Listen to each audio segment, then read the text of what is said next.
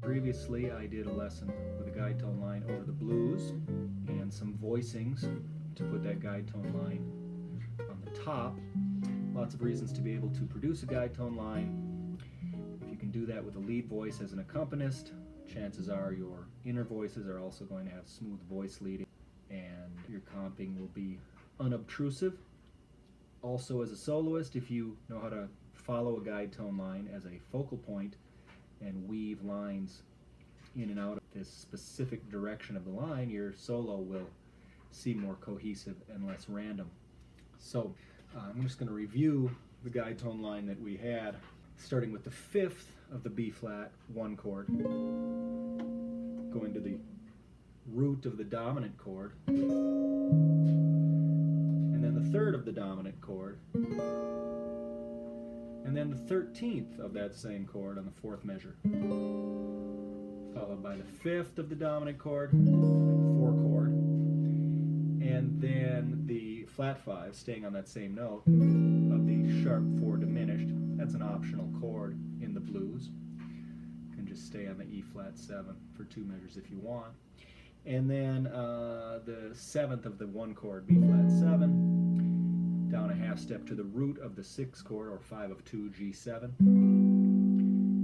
staying on that note for the 5th of C minor, the 2 chord, and then the flat 9 of the dominant chord. Finally, resolving to the 5th of B flat 7, and then the flat 7 of F7. So, you know, with a couple color notes, 13 in there, flat 9 on the 5 chord, but for the most part lots of roots, 3rds, 5ths, and 7ths, not too fancy. So I've done another one starting with the 3rd on top, B flat 7 with the 3rd, going to the 7th of E flat 7, and then the 9th of the 1 chord, and I'm leaving the bass out of these chords for now because the assumption is you have a bass player play underneath you. And then putting the flat 9, technically I've got a flat 9, flat 13 chord there, but the flat 9 is the lead voice. And then the 9th, followed by putting the 11th on the sharp 4 diminished, with a kind of funky voicing there, just for fun. You could also play it this way. It is in the diminished scale. You could also play another E flat chord and make that a sharp 11 of an E flat dominant in that measure, which I kind of like better. Then it goes to that 7th again, and then the root of the 6th chord, or 5 of 2.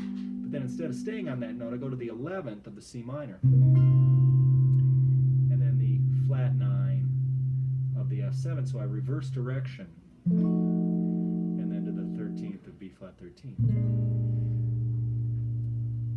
So the 2-5-1 in the first example was 5th, flat 9, 5th. And the 2-5-1 going the opposite direction is 11th, flat 9, 13.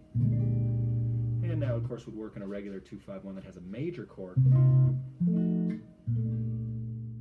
Voice leading tends to want to descend. And it's nice to ascend for variety. And at the end of that line,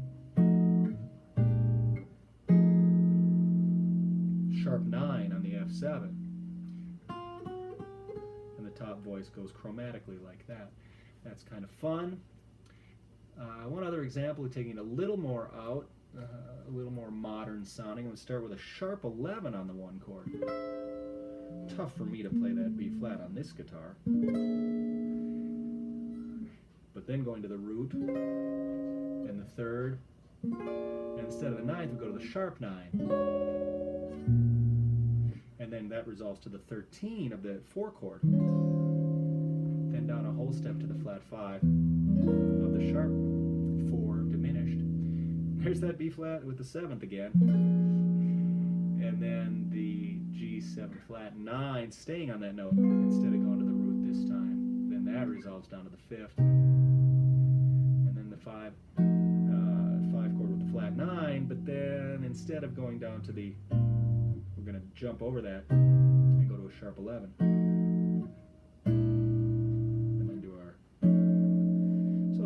slight variations. There were some overlapping chords. I'm going to play a little bass line that I pre-recorded underneath it. And say you're at the end of a Wes Montgomery type solo where you've played single note soloing, then gone on to octaves, and now you want kind of a shout chorus effect. You could use these voicings with a little bit of embellishment to try to play a few choruses of solos using chords.